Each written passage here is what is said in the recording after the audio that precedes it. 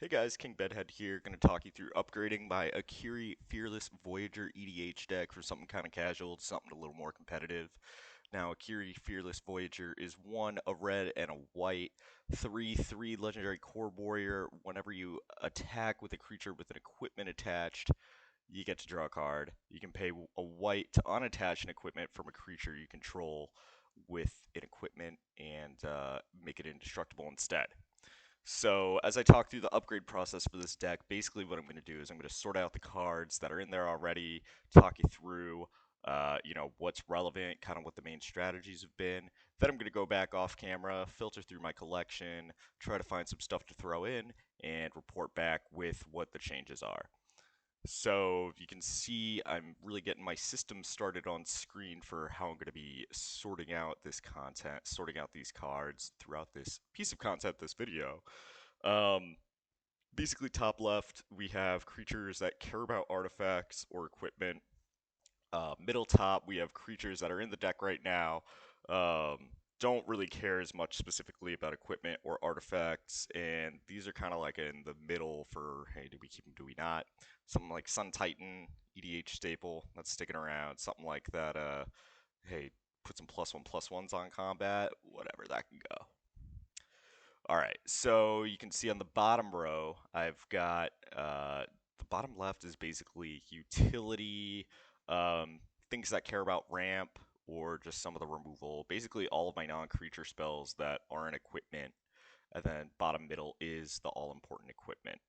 Bottom right, we have all of our lands, and top right, where I just put Gomafata Vanguard, that's where we're going to be trying to isolate some of the cards that are like definitely not to the power level that we're expecting this EDH deck to be by the end of the vid.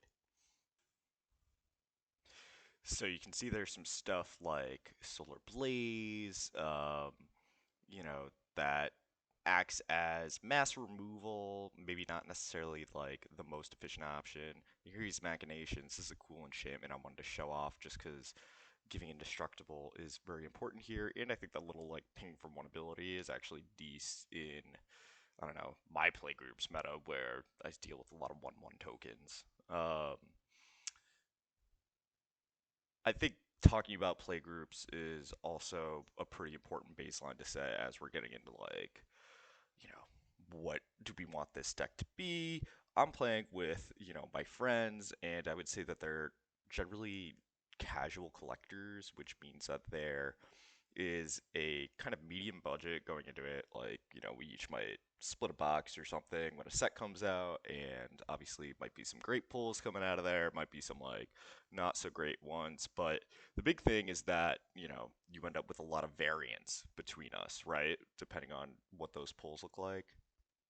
So the good news is since there's a low level of competition, um, we're able to kind of coordinate around each other. If there's something powerful that I know is coming, I'm able to, maybe play around it or, introduce some sort of hard counter into my deck if we're chatting about which decks we're playing. Coming up on F&M and I tell people I'm playing the equipment deck, I'm not going to be surprised if they're bringing artifact removal, right? Oh, Red Legends, banning with other Red Legends, like, this is the type of weirdo stuff that I'm talking about trying to include in here because I'm playing with friends and because it's less competitive, right? And, there's clearly some cards in here that kind of sort of care about equipment, but maybe aren't going to trigger as often, like Gomafata Vanguard. Stuff like Solar Blaze, it's a board clear that has a lot of risk for my own creatures, and I don't know, I think if anything, the power is probably going to be higher than the toughness on some of these guys. So Solar Blaze not really the best option there. Something like Single Combat I just passed by might be a little nicer. Um, some of the planeswalkery stuff. You saw the Chandra in there, not really supported by a wider package. Gideon Jura, I think is cute, not that effective. Actually, one card I want to move into the not pile in the top right, Odric Lunarch Marshal, way too inconsistent. I've found with the keywords that he's looking for, they're just like not always out on the table, and then I'm SOL. Something like Magus of the Wheel, on the other hand, I really want to make sure that I include in this deck because uh, in its current iteration, card draw is not too strong. And like late game, if I'm stuck with like 2 or 3 cards in hand that aren't moving me further through the deck, like I'm stalled out. So it's important to keep it moving. Idol of Endurance, good example of a cheap card. Stoneforge Mystic, just put in the top left, good example of a pretty expensive card that brings about that variance that I'm talking about. So like, I don't know, where I want to like end up with this deck is basically I want to play my equipment deck. I want to find the good equipment that I have in there and do cool stuff with it, right? Yeah, this little first striker can go. But I want to make sure that I'm moving through the deck and actually seeing things quickly enough so that I'm not stalling out. And that because I'm the guy playing a lot of smaller creatures who are getting Voltroned up, that I'm able to ultimately compete in the later stages of the game where, I don't know, I can basically reliably count on each of my opponents dropping like at least a 6/6 or bigger each turn, right? Once I get the mana out for it. So, with that in mind, something like Shatter Skull Charger, borderline for me, because that kicker just feels really brutal after a while, and you don't want to have to keep paying for it. Yeah, yeah, let's get rid of that guy.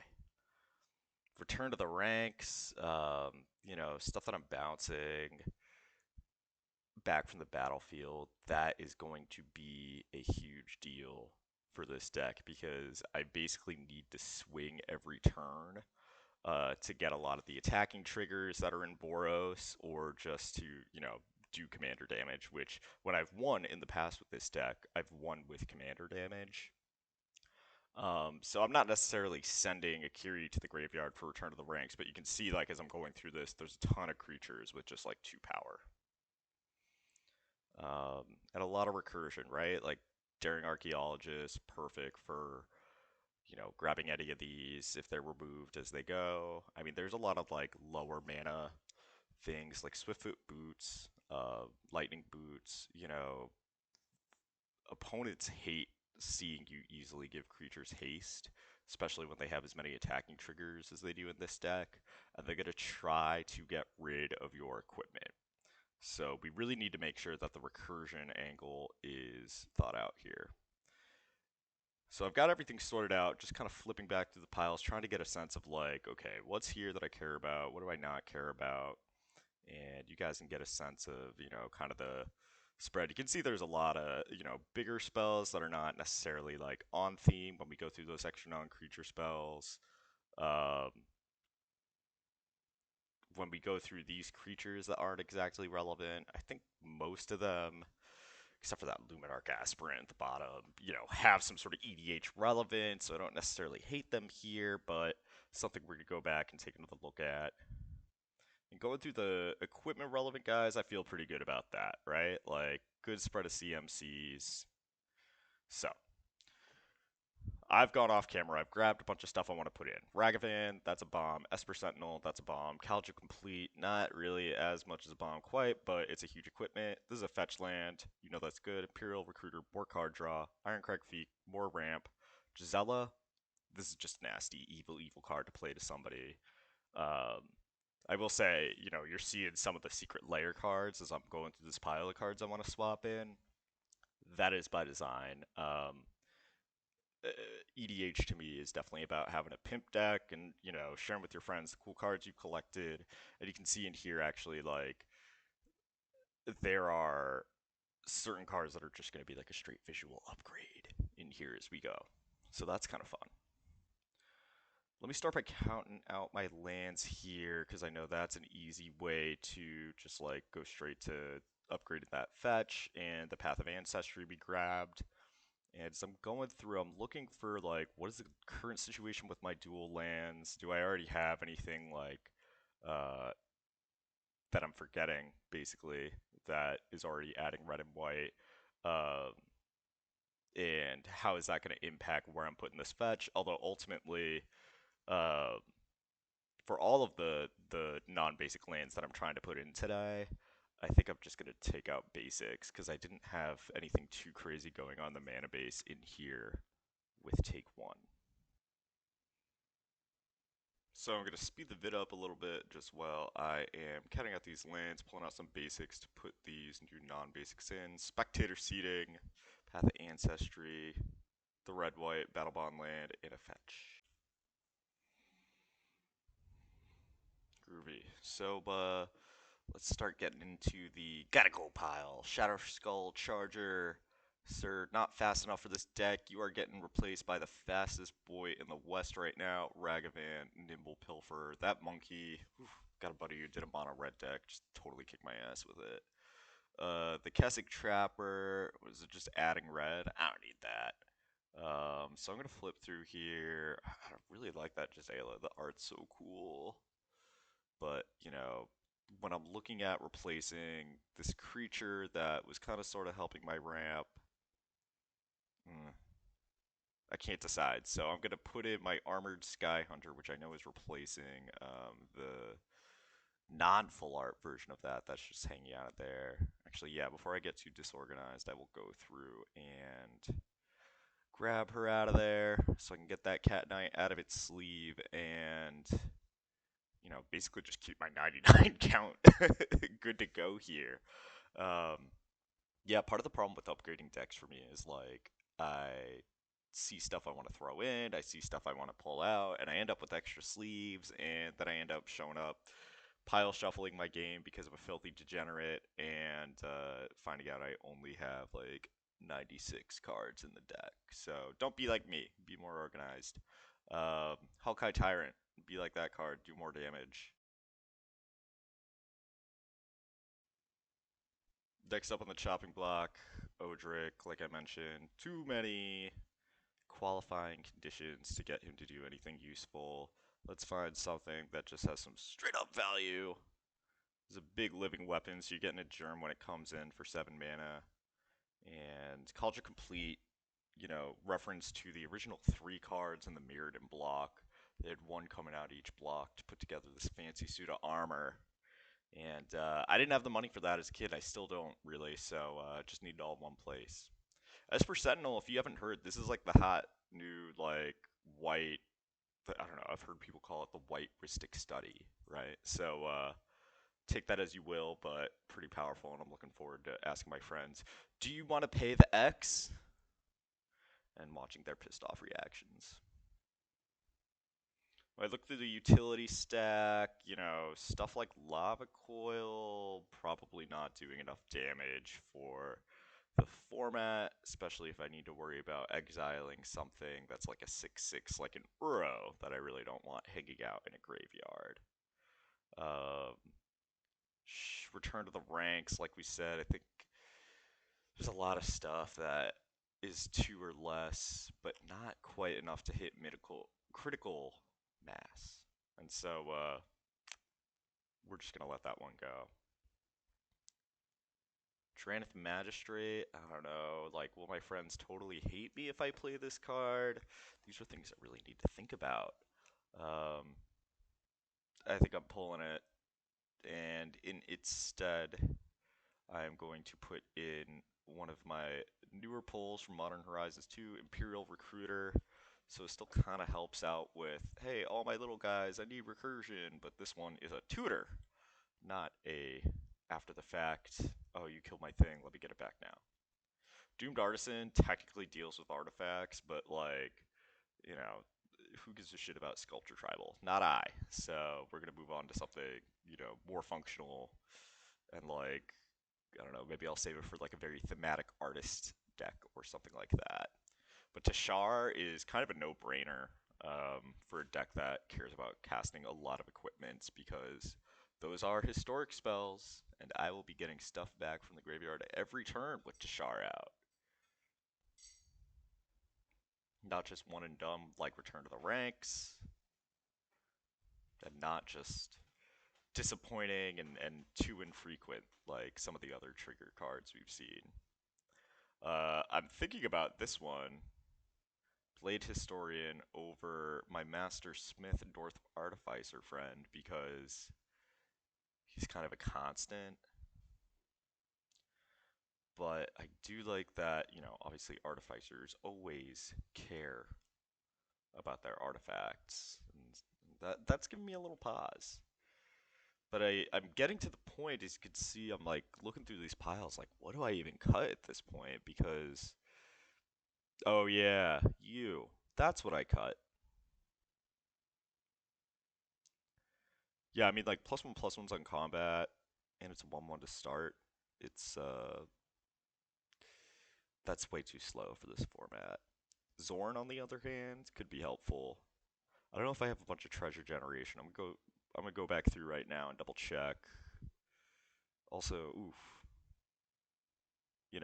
living weapon. I like it when it's big. I don't like it when it's like a 1-1 or a 2-2 with skin wing or the flare husk. Like those are a little too small. Also, a quarter shield. Ugh, 0 mana is cute, but not really having an ETB trigger or a massive attack trigger like the sword cycle does. That is IMO really falling behind rate for what we expect from equipment in Commander nowadays.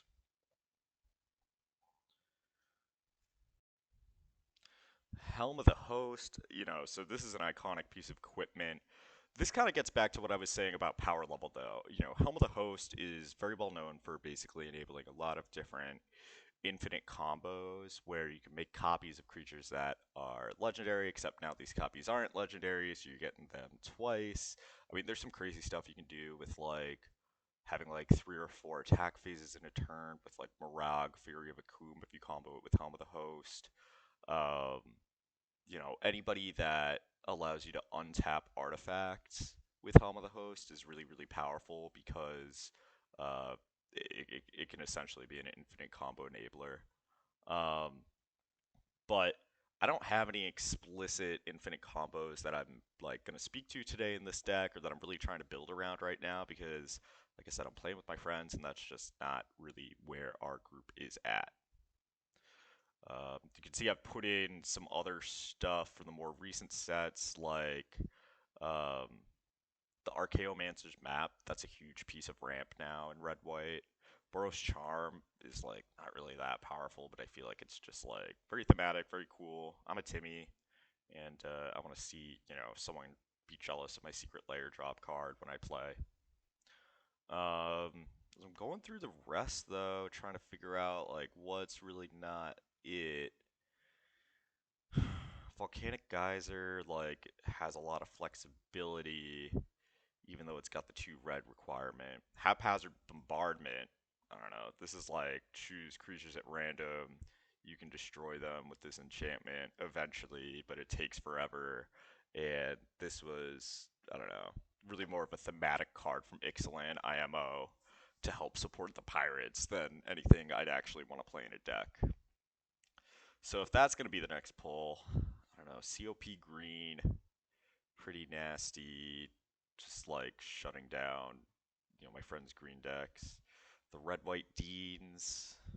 I'm not doing modular stuff, but I love the design of that one insect from MH2. So freaking cool. But I think when all is said and done, what's it gonna be? Is it Feldon of the third path? Yeah, Feldon over Gideon because Gideon hangs out there. The tapped qualification for Gideon's minus is too limiting in my opinion. So Feldon it is. Cool. So that is the bulk of my upgrades. I actually made a couple more after I, finished my first take, quote unquote, of the footage. I totally forgot to take out Solar Blaze, so here we are. That is coming out now, and I'm going to replace it with the inimitable Havar God of Battle, who is a total equipment card that I forgot to take out of the binder in the first place when I was showing you guys that stack of stuff I'm interested in. I also hate to disappoint, but Nakiri's Machinations, I know I was talking it up earlier. I thought about it and I decided that it just wasn't as good as a basic planes because I don't know if you guys were counting, but I took some out earlier. So, gotta make up for that. And I don't know, pinging for 1 damage versus like reliably hitting my land drop, it makes a difference, guys. So I'm going to clean up this pile and make a list of the final contents of the deck. Let me know your thoughts if you enjoyed this video. First of all, thank you for watching. Second of all, please like and subscribe. I would totally appreciate the follow. Um, my name is King Bedhead. You can find more content by me at my blog on www.kingbedhead.live. And I look forward to putting together more Magic content for you very soon. Thanks.